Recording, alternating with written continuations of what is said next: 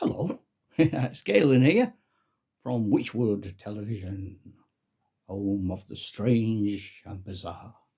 I'm going to look at uh, how the map's developed since, because we started to create the map, didn't we? And then last night I couldn't sleep, as is my want. And so about 4 o'clock in the morning, I decided I was going to do this without you because you weren't there. And so I showed you, we started off using the Roman map of Britain, the OS map. And then I got the ancient map of Britain, OS map. So that's the ancient one. And that's the Roman one. So when you find the right place in there, it's got all your features on, place names and things in Roman times. Our people are Romano-British. So I got this one next. And when I open it up, it's got a helpful key there.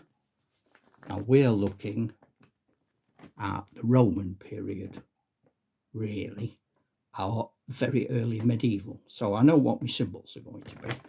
And then when I open it to where we are cleverly right on a crease in the map. So I can't just do it without a major disaster. Here we are. This is where we are. We are up here. So I'm going to double my size there. Hang on. There we are. So you can see where it says Barton upon Humber. And you can go across. I'll get a pointy pen. So that's where we landed last time. Just there. And that's the map we drew. And then count across the squares and come down to Adwickler Street there, which is Burg Wallace. It just makes no difference. So I use that next. Strange off-camera noises while I put it all away. Go back to ×1. Oh well.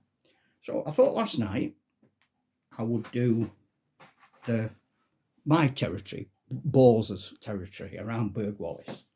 So I counted back 1, 2, 3, 1 down. So that's the right number of squares. The River Went comes through and out there. And then there's a boggy bit there. And there's a river comes through here. The Roman fort is there on a road. Now in Roman times it would be a lot straighter, but it's not Roman times. So I'm guessing it's all fallen to bits. So the road sort of meanders a bit. That's my idea. It's nobody else's idea.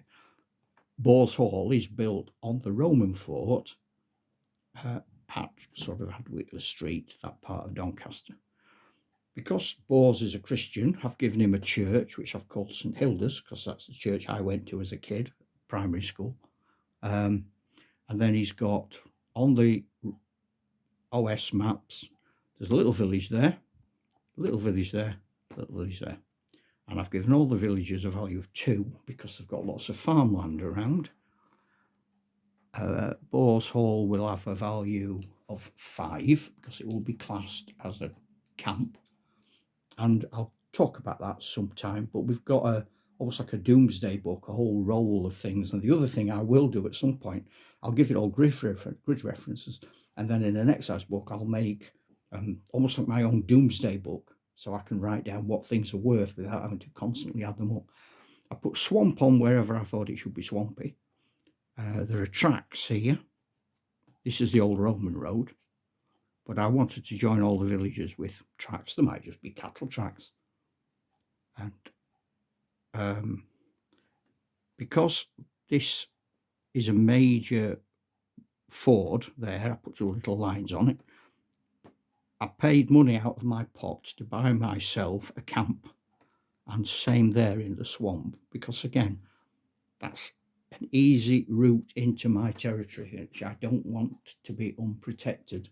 I might pay some of my money that I got at the start of Dux Britannium to build something there, and maybe even something there just to protect these corners, but I don't know yet. So something I'll have to think about and talk to the economics minister. That's the original map that we did the other day. And then I've marked on where the river's going to come. That fun little F means it's fordable, and I put an arrow that way. So it's fordable from there that way, and it's not fordable from there that way. I've put on a few interesting things. The Roman tower there. This bit in the sort of Romano-British period is called Templehurst. I like the sound of that. Don't know what it is. That's called a Roel in Roman times, and there was a fort there. Don't know what that is. Over there, way off in the distance, there's iron workings, there's potteries, there's quarries, there's a cemetery, all manner of things near Goole. So I've popped them on just because they might be useful. These orange lines, each one of those squares is a tabletop. And I think one of the things I might do very soon is to set up my table as perhaps, let's do that square there. So that'll be my War Games table, and it'll have the River Went going through it, which is going to be all shallow and boggy because it's fordable. And then there'll be a little bog on that side, perhaps one building there, perhaps one building there, something there to be a camp, and we'll see what it looks like. So you can see how the map, the real maps, the OS maps, generate the wargame map, which we link to the Arthurian legend as best we can. We can make it, yours might be completely different. You could take exactly the same facts as me and come up with a totally different scenario. That does not matter. Are you having fun? That's all that matters. And then I've coloured mine in with pencil crayons. I'm sure some of you are clever enough to use computers and have really exciting maps. I'm not. So this is what you've got. Oh, I just want to show you what it's really like. Got my felt tips, got my pencil crayons, got my ruler. I've got what's left of my brain. Thanks for listening. Thanks to my subscribers. I am so grateful. And hello and thank you to my new subscribers and friends. It's a real pleasure to have folk from all around the world in contact and making nice comments. And I can't tell you how much that love makes me feel better. Perhaps that's all any of us needs. So love, hugs and kisses from the Romano-British Dark Ages. I'll see you later. Cheerio.